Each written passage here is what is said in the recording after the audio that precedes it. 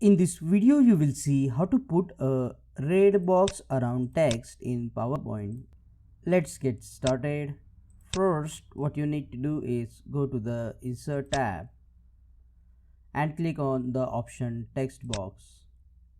Now click inside the slide to get the text box and type text inside the text box. However, notice that this text box doesn't have a border. Increase the font if you want to, let's say 60.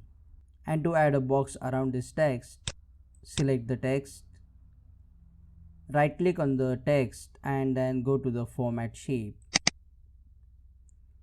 Under the line, select the option solid line, and because we want a red box, so under the color, select red color.